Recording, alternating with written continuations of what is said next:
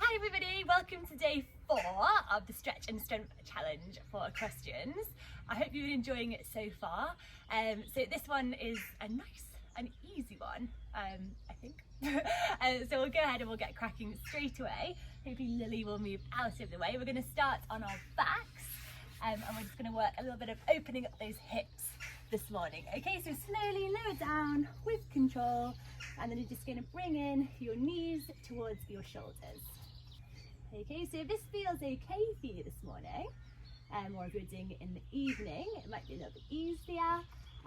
So if it feels all right, you can bring your palms of your hands onto the soles of your feet, lift up, and go into happy baby, okay? So then you're going to have your feet, your ankles above your knees, and your knees towards your shoulders. You can use your elbows to widen up those knees. Again, we're trying to loosen off your knees and your hips, so we're not squeezing and preventing our horse from moving underneath us. That's it. Remember, if we squeeze when we're riding with our knees, the horse won't feel the forward aids as much. And you might think you're on a lazy horse, when in actual fact you're disturbing it, and you're actually preventing it from moving forward. There we go. Right, okay, so from here we're going to lower our feet down to the ground. You can keep your left knee bent, and we can extend our right leg up to the sky. Again, stretching down that hamstring, helping get a nice long leg, low heel. You can point the toes. And then with your left ankle, you're going to put it slightly behind and slightly below your right knee. And you're going to press open that left knee. Again, always just working on those nice loose knees, loose hips. And then with your hands, you're going to thread them through, lift up with your right foot off the ground, thread your fingers through and hold onto the back of your thigh, and just bring in that right leg towards your body. Try to keep that left knee open and pressed away from your body, but your right leg is coming in and opening up that hip. That's it, and just feel that stretch. See if it feels any looser than day 1.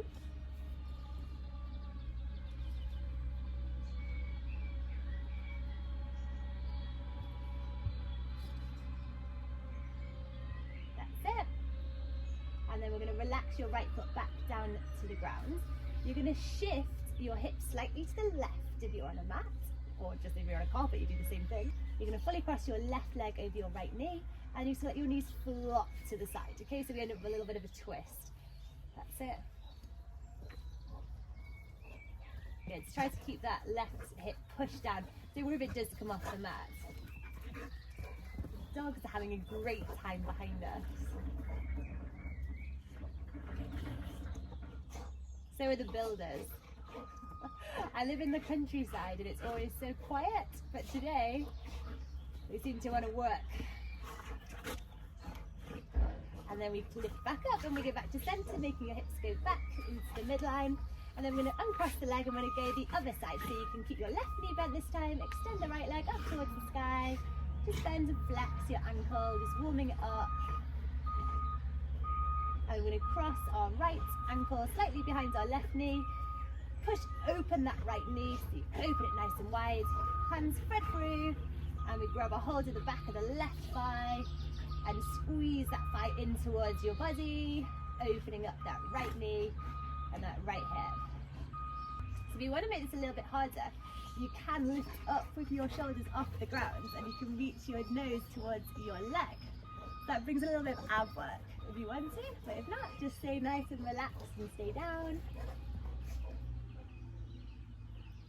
That's it, and then we relax our left foot to the ground, fully wrap over your right leg over the body, bring your hips slightly to the right this time, and let your knees flop over to the left. So we're going to twist, really good for waking up your spine. Twists are also really good for your digestive system. So if you have any issues there, this will help. Keep that right shoulder pressed back. Good. Really good this one if you're mucking out, brushing the yards. Anything that involves twisting. We've already warmed up that spine ready for you today, so we'll prevent injury. And again, it's really good for your turns on a horse, which is the main reason you're here. Okay, and then we're going to lift up, bring you back to centre. So from this position, on your ankles below your knees, and I want you to widen your feet a little bit so they're not touching, and you let your knees flop to the side. Okay, so we're just going to, again, another one, opening up those knees, really loosening off your hips. Good, and just feel your back press into the ground. That's good. Just relax in this position. Feel where it feels tight, and know that's why you're here. Okay, so from here we're going to inhale and we're going to lift up. Okay, so our hips have risen up off the ground, and then we're going to close our legs at the top. Okay, and then we're going to open and we're going to lower. Okay, so you're going to inhale and you're going to squeeze and lift, knees go together. Exhale, widen the knees and lower back down. So inhale, squeeze and lift, knees go together. Exhale, lower back down. So just keep working through these at your own pace. So your hands can go on your side or rest on your belly. That's it. Good. And we relax back down. Good, so just keep working through these. Keep your breath. Good. One more. And relax back down. Okay, so from here our knees can come together. We can rock up and we're going to take a standing position, and you can be in the middle of your mat if you want to, or anywhere on your mat or on your carpet. I'm going to stand really tall, so we're going to reach up through the crown of our head, shoulder blades down and away from our ears, feet nice and grounded. So throughout this exercise it's really important to have all four corners of your feet on the ground. Okay, so don't try and rest on the inside or the outside or grip with your toes, stay nice and relaxed. We're going to widen our legs. Okay, so your feet are going to be parallel to the shorter edges of your mat if you've got one. Okay, so as wide as what feels comfortable. On the inhale, you're going to lift and lengthen. And on the exhale, you're going to let your hands go forwards and fold down.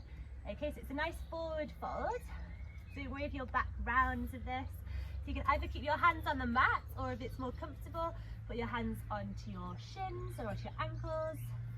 And we just fold forward.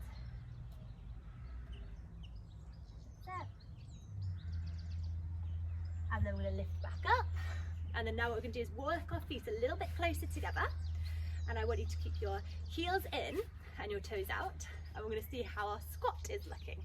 Okay, so again, pick how wide your feet need to be for this. My ankle mobility isn't the best, so I have mine a little bit wider, but yours might be a bit better than mine. So you're going to slowly start to sink down, keep those knees wide. If you want to, put your hands at your heart and use your knees to your elbows to push your knees apart. Keep all four corners of your feet grounded. Your back should be nice and straight. Scoop your tailbone underneath you. That's it. This is a really good one if you're going cross country, show jumping. You need to be nice and strong in this squat position. That's it. And then slowly start to stand back up. Okay, right, we're going to go back onto our back now, just for a tiny little bit more ab work before we finish. So lower back down nice and slowly with control. Your back is nice and tight, tucked to the ground. Lift your legs up so that's at that 90-degree angle. We're just going to do a hold. Okay, so nice and simple this one, but do keep that core checked. Make sure it's there. Okay, so fingers interlaced behind your neck, and you're just going to lift up, and you're going to keep your elbows nice and wide, and we're just going to hold. Okay, try to keep those feet parallel to the ground if you can. Don't worry if they're a little bit higher, that's fine. We want our knees in line with our elbows. Look up towards the sky or to your ceiling. Keep holding. Keep the core tight. Go on, not much longer. Nearly there. And relax it back down. Well done. Right, okay, so we're just going to finish in a nice little exercise. So you've all heard of the Easter Bunny and the Easter bird. Well, today we're going to do the Easter duck. Okay, so we're going to do the Easter duck walk. It's Easter. So we're going to give this a go. So you want to be in this position, okay? If you can get your heels to the ground, that's great. But what we're going to do is just a little duck walk, an Easter duck walk. So if you joined me on my first challenge, you'll have seen this before. But we basically just walk around like this. Okay, so I'll go onto the grass because it might be a bit easier. So keep your shoulders tall, garden or around your living room. That's it. The dogs are thinking I've gone mad. That's it. Woo. That's it. So keep your balance. Now you can either keep going for this for as long as you want, or Ottie's loving it, or you can finish when I do, okay? So I'm just going to be here doing this duck walk. I hope you enjoyed today's exercises, and I'll see you soon. So, come on girls, let's go.